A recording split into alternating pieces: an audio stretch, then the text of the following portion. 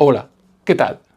Te voy a contar algo que acaba de pasar ayer, 14 de septiembre de 2025 en España y que es la definición perfecta de hacia dónde va este país bajo Pedro Sánchez. Ayer domingo, España hizo historia por las peores razones posibles. Se convirtió en el primer país del mundo que no pudo celebrar el final de su propia vuelta ciclista por la presión de grupos violentos contra el equipo Israel Premier Tech. La última etapa de la Vuelta a España 2025 fue suspendida con los ciclistas ya en las calles de la capital por los incidentes producidos por un grupo de manifestantes. El resultado, sin etapa y sin podio final. Es la primera vez que se suspende la Vuelta Ciclista a España y jamás veremos fotos de Jonas Vingegaard en el podio final. El sábado 13 de septiembre ya había sido tenso. La penúltima etapa tuvo que modificar su recorrido por amenazas contra el equipo israelí. Manifestantes coordinados intentaron bloquear el paso en el puerto de Navacerrada. ¿Te das cuenta de lo que significa esto? España se convirtió ayer en el primer país en la historia que no pudo completar su evento ciclístico más importante debido a protestas violentas, una humillación internacional sin precedentes.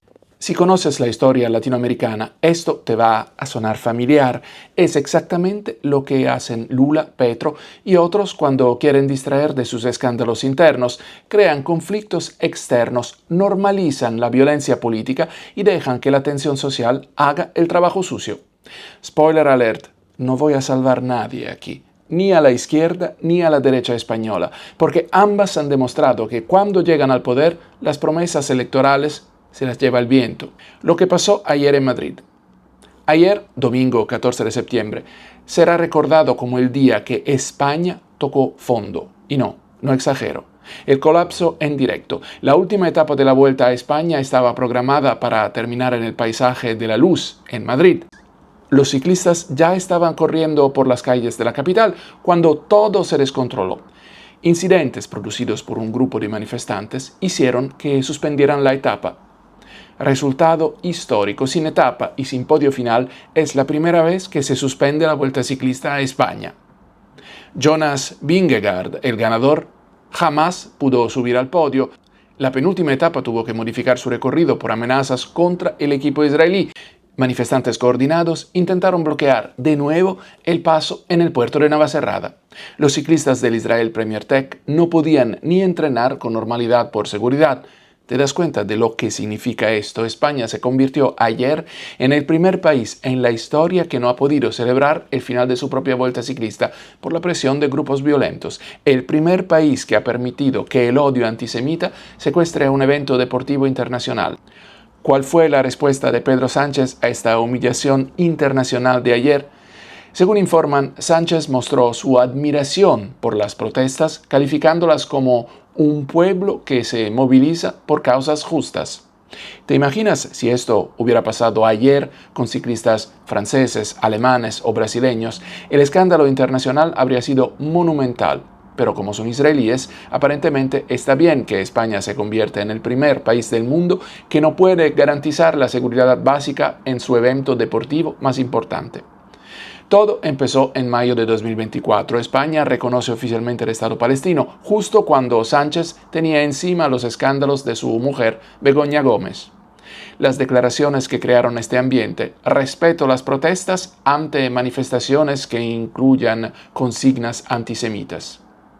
Equiparar la respuesta militar israelí tras el 7 de octubre con genocidio, amenazas veladas de consecuencias para Israel en organismos internacionales. El resultado directo tras más de un año de este discurso, lo que vimos ayer.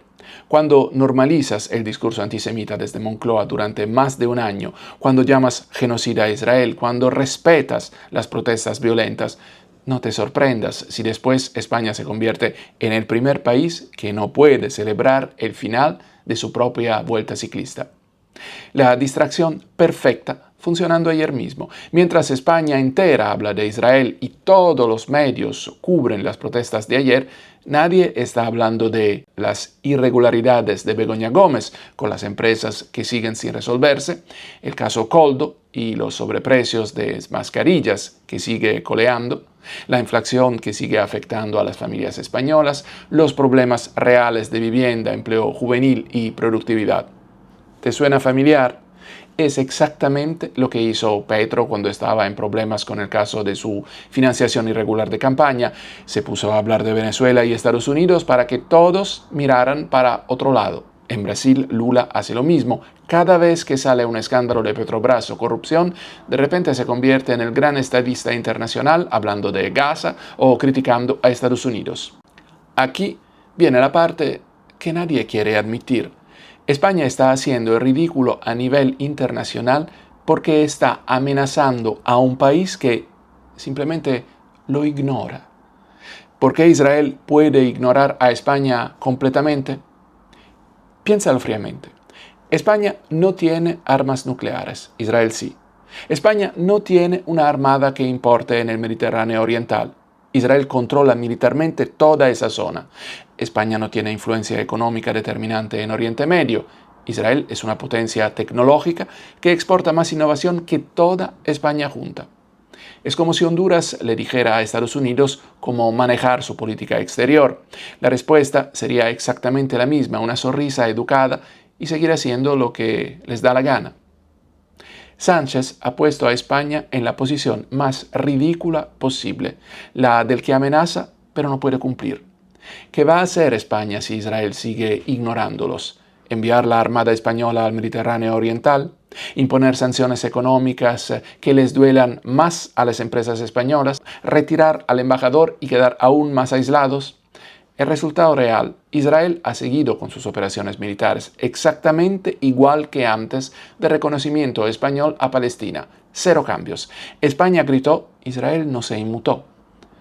Comparación latina que duele, es exactamente lo que hace Maduro cuando amenaza a Estados Unidos. Mucho ruido, cero consecuencias reales.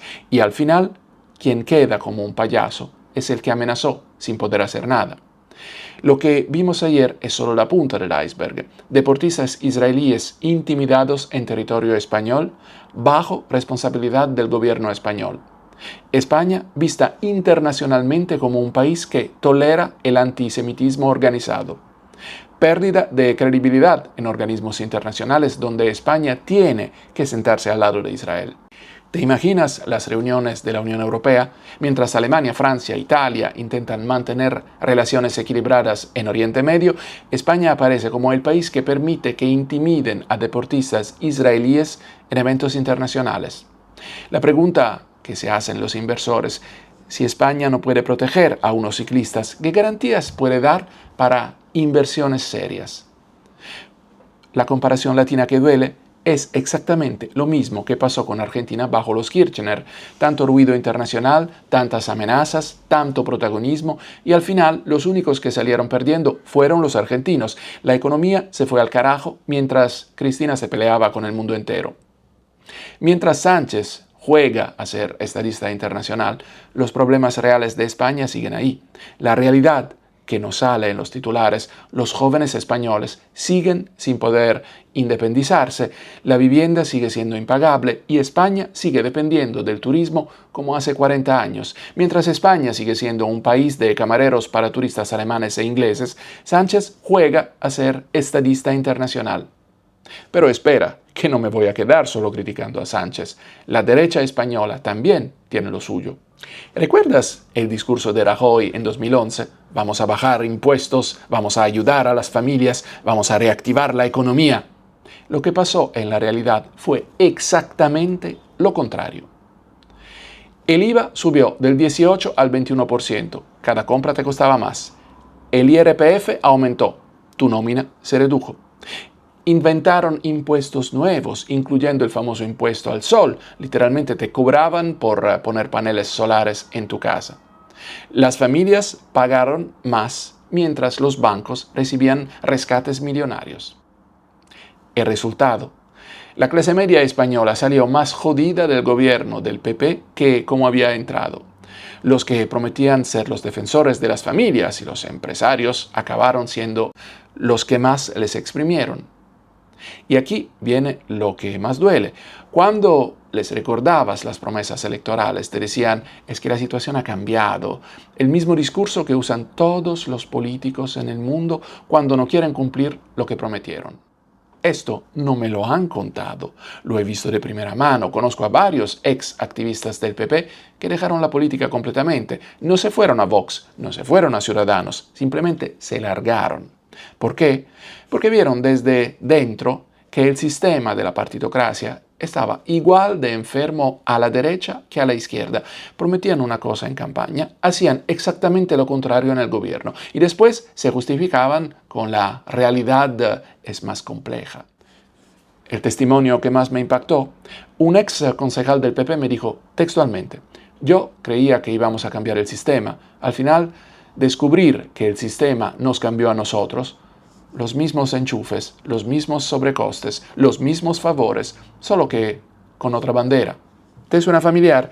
Es exactamente lo mismo que pasó con activistas de la izquierda en países como Brasil o Argentina.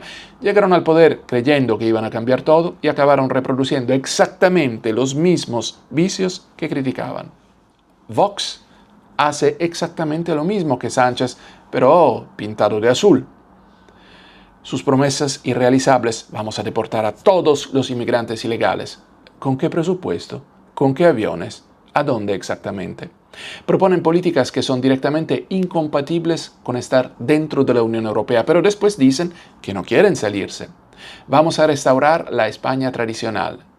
¿Qué significa esto exactamente? Nunca lo explican con propuestas concretas. El doble discurso que los delata. Critican constantemente a la Unión Europea, algunos de sus eurodiputados llegaron a promover hashtags como Spexit, pero cuando les preguntan directamente, Abascal dice, nosotros no estamos planteando la salida de la Unión Europea. Entonces, ¿qué quieren exactamente? ¿Estar dentro de la Unión Europea pero no cumplir las reglas de la Unión Europea? Es como querer estar en un club pero no pagar cuotas ni respetar el reglamento. Comparación latina perfecta es como la diferencia entre el populismo de Chávez y el populismo de Bolsonaro. Chávez prometía regalar todo a los pobres, Bolsonaro prometía meter a todos los criminales en la cárcel. Al final, Venezuela sigue siendo pobre y Brasil sigue siendo violento.